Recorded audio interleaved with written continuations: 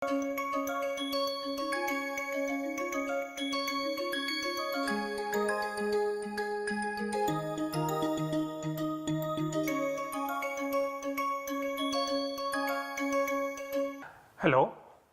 welcome to lecture number 12 of the course Quantum Mechanics and Molecular Spectroscopy. Okay. We will have a quick recap of the previous lecture before we start with this lecture. In the previous lecture, we talked about the time dependent perturbation. Okay. So, when the total Hamiltonian is H is equal to H naught plus H prime of t, we evaluated H naught prime of t by putting the charged particle in the electromagnetic radiation and evaluating the Lorentz force from that. From the Lorentz force we got the corresponding momentum, and that momentum was used in the kinetic energy operator, and from there we did some mathematics or simple algebra and we got the final momentum kinetic energy operator in terms of H prime t. Okay. So, the H prime t that came out in the last class was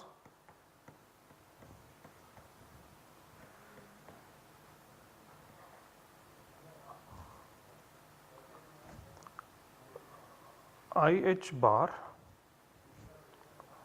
by m q a into p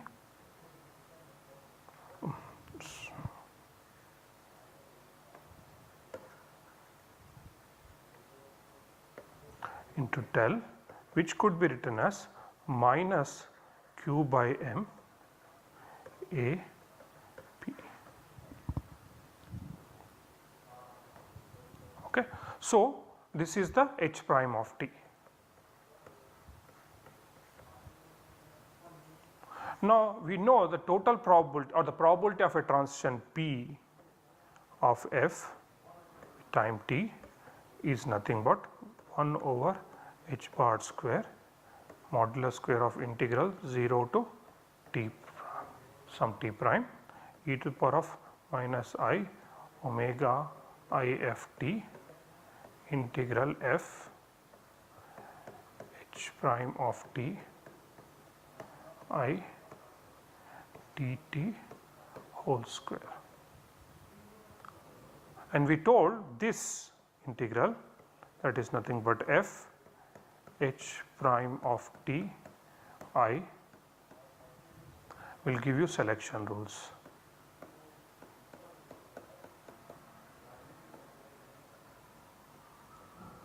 Okay. However, to evaluate this integral one needed h prime t.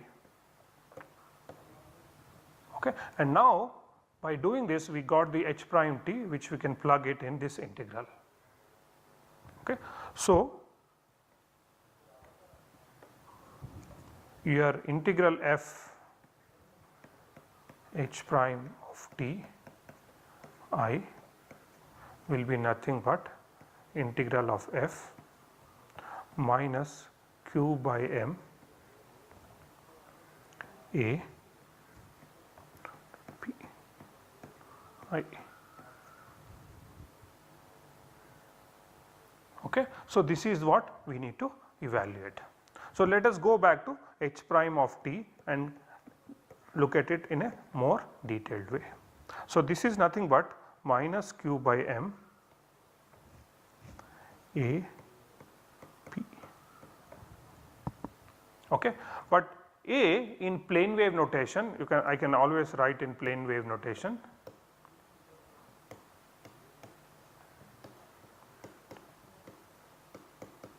So, that is nothing but minus q by m.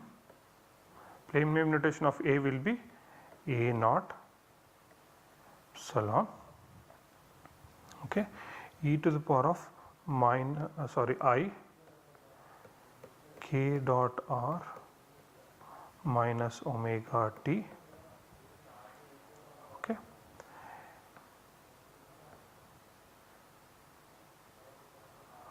to plus e to the power of minus I k dot r minus omega t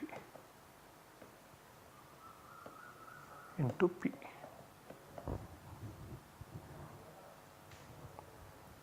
Okay. So, this is nothing but is equal to, I am just going to write is equal to minus q a naught by m into e to the power of I k dot r minus omega t plus e to the power of I k dot r, sorry, minus I minus omega t to epsilon dot p.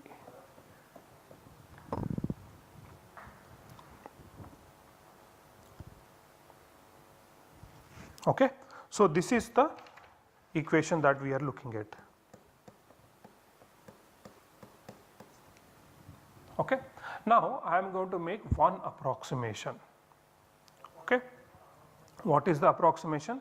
Approximation is, let us suppose you have a molecule or an atom. Okay. What is the size of atom? Size of the atom is typically, let us say, a 1 nanometer, or a molecule is 1 nanometer. Atoms are much smaller, okay, because radius of hydrogen atom, or the Bohr radius of hydrogen atom is 0.529 angstroms. Okay. H atom Bohr radius.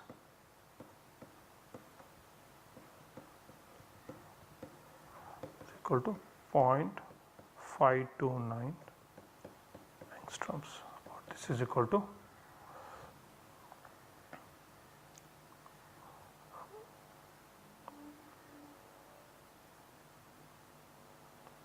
0.0529 nanometers.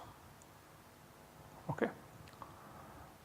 Now, there is one problem, is that let us say even if you take the, let us look at the electronic or the radiation, electronic absorption or the infrared absorption or the microwave absorption in the rotation. So, what is the wavelength of the light? Even if you go to vacuum ultraviolet, it will be about 100 nanometers, of the order of 100 nanometers in vacuum ultraviolet.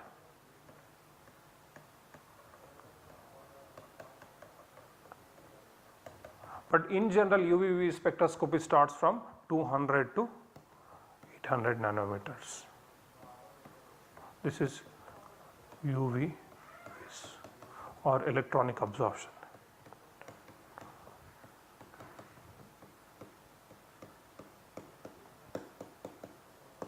Okay. So, this is about this much. Let us suppose, which means by just let us suppose this is one full wavelength, isn't it? So, let us say this is about 200 nanometers. Okay, this distance, that is one wavelength of light. Now, if I put 1 nanometer particle in it, so I have to make 200 divisions of this, isn't it? 1, 2, like that. I have to make 200 divisions of 1 nanometer, and if my size of the molecule is say 1 nanometer, so this will be very small, something like that. Okay. So, the size of the molecule is so small in comparison to the wavelength. That means effectively you do not see the wave going up and down, because for a small portion of the light the wave is not changing at all. Okay. So, that means 1 over lambda, that means lambda tends to infinity. Okay. That is because it is very long, because at least 200, or it could have even more, okay, at least 200. So, you get the change in the profile of the electric field or magnetic field, it can hardly be felt. Okay. So, as lambda tends to be infinity, 1 over lambda tends to 0, and your k, modulus of k, is given by 2 pi by lambda. That means k will tend to 0.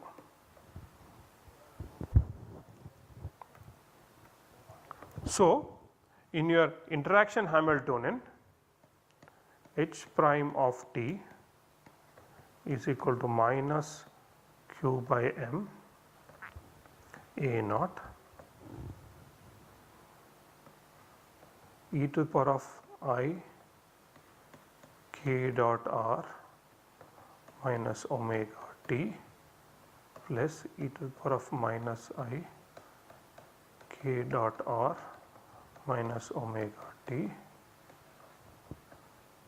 dot p. K is, this k is tending to 0. That means k dot r term can be approximated to 0, okay, or we neglect k dot r term, okay. So, this is something called size of the molecule, limit of the size, limit of the wavelength in the size of the molecule regime, it can be neglected.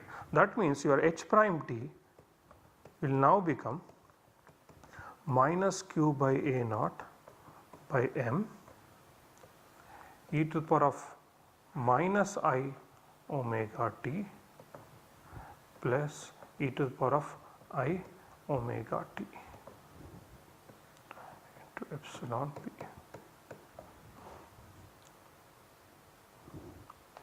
Okay. Now, that means this is, what is this? This is nothing but minus q a naught by m. This is cos omega t into 2 into p. So, this is equal to minus 2 a naught q by m cos omega t to p.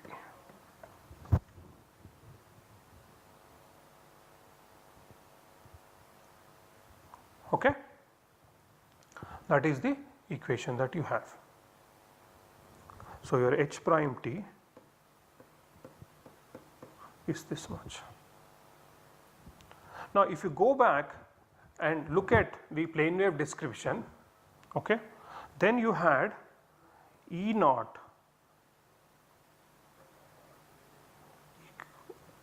equals to minus 2a naught omega.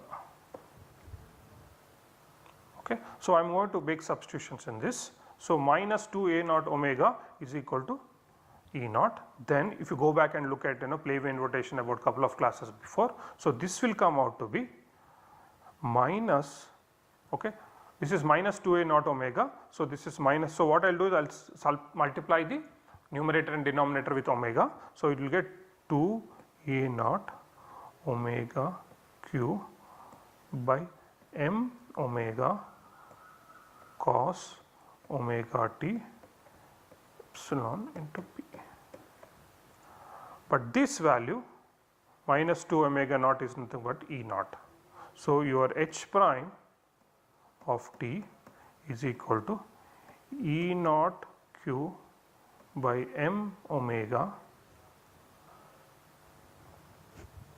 okay, cos omega t to epsilon dot p. So, let me rewrite this equation in the next slide. Okay. So, what you have is h prime of t equals to E naught q by m omega cos omega t epsilon dot p. What is this epsilon? This epsilon is nothing but unit vector of the electric field.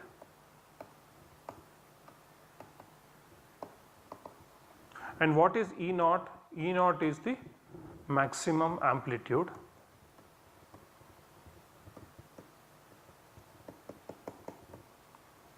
of the electric field.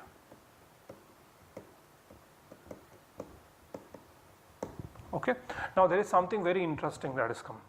We converted electric field into scalar potential and vector potentials. Okay. And eventually by doing enough mathematical transformation, we are back with electric fields, because E naught is an electric field, that is the maximum amplitude of the electric field, it represents electric field, and epsilon is a unit vector in electric field. But we had to do this because we wanted the H prime t, that is your time dependent perturbation. Okay. Now the time dependent perturbation that you have is this H prime t, okay, E naught q m omega cos omega t epsilon dot p. That means your H prime t that I would like to write is equal to E naught q by m omega, cos is nothing but e to the power of I omega t plus e to the power of minus I omega t, of course divided by 2, so I will write 2 here, epsilon p. So that is my electric dipole Hamiltonian. And why do we need this electric dipole Hamiltonian? Because if you look at the selection rule, f h prime of t I, you need to plug in this.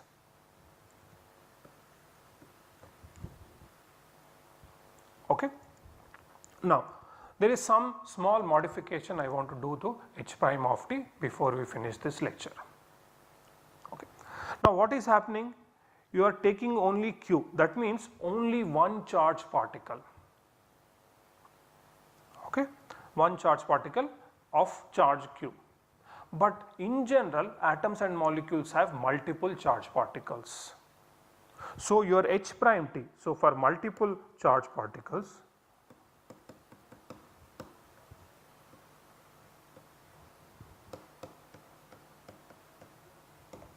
you have h prime t is equal to E naught cos omega t sigma over n q n pi m n p. Okay. So Qn is the charge particle. So what are you doing? You are looking at the charge collection of charge particles, not one, because atoms and molecules are charge particles collection. Okay. So you have to run this over all charge particles, and this Hamiltonian is the electric dipole Hamiltonian for many charge particles. Okay. So we will stop here in this lecture and continue in the next class.